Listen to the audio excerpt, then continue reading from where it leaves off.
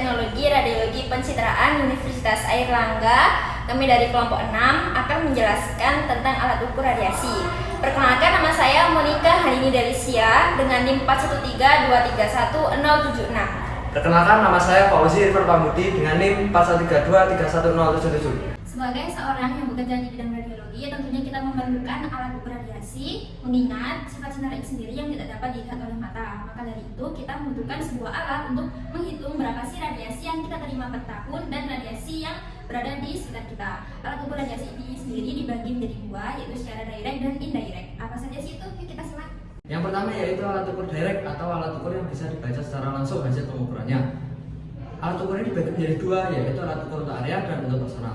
Alat ukur untuk area yaitu digunakan untuk mengukur dari radiasi yang berada di ruangan. Contohnya yaitu surveimeter. Surveimeter ini bisa membaca radiasi berupa gamma, beta, dan sinar X. Ketika surveimeter dibuka, ini bisa membaca radiasi beta. Sedangkan apabila ditutup, ini bisa digunakan untuk membaca sinar gamma dan sinar X. Untuk cara penggunaannya sendiri, yang pertama yaitu kita harus memastikan dulu range dari sumber radiasinya. Apabila surveimeter ini dapat mengukur sumber radiasi sebesar 1 milisievert, maka range sumber radiasinya juga harus di 1 milisievert ke atas. Bisa 1 milisievert ke bawah, namun keakurasiannya sedikit berkurang. Kemudian yang kedua yaitu kita harus memastikan bahwasanya alat ini sudah memiliki sertifikat dari Kementerian Kesehatan. Selanjutnya kita memastikan dulu expired datanya, expired tanggal expirednya. Kemudian selanjutnya kita akan menyalakan alatnya dengan menekan tombol power ini.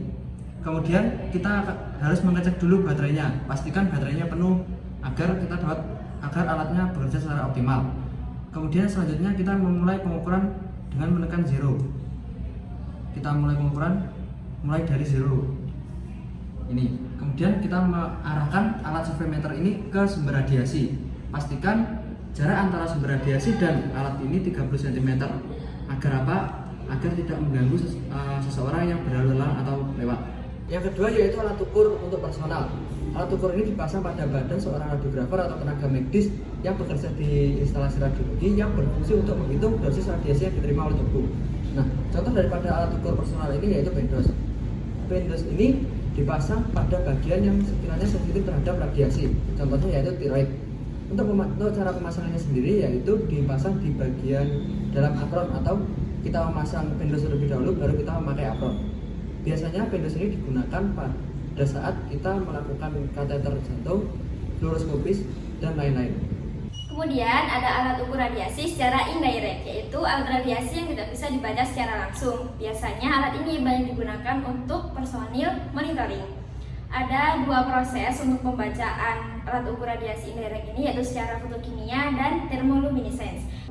Yang pertama ada thermoluminescence dosimeter atau TLD. Nah, di dalam TLD ini ada pita konduksi dan pita valensi. Nantinya elektron dari pita valensi akan bergerak ke atas ke pita konduksi.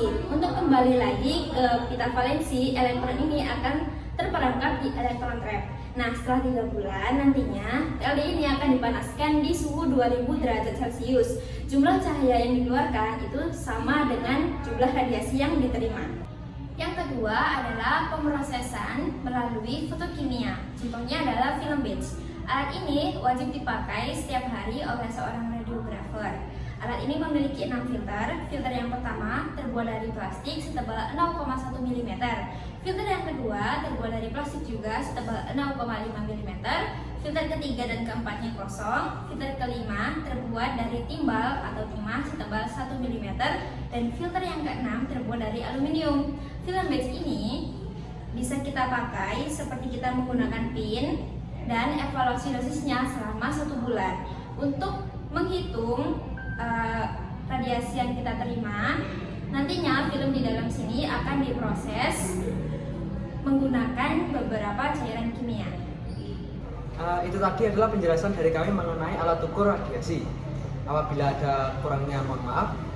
Terima kasih. Wassalamualaikum warahmatullahi wabarakatuh.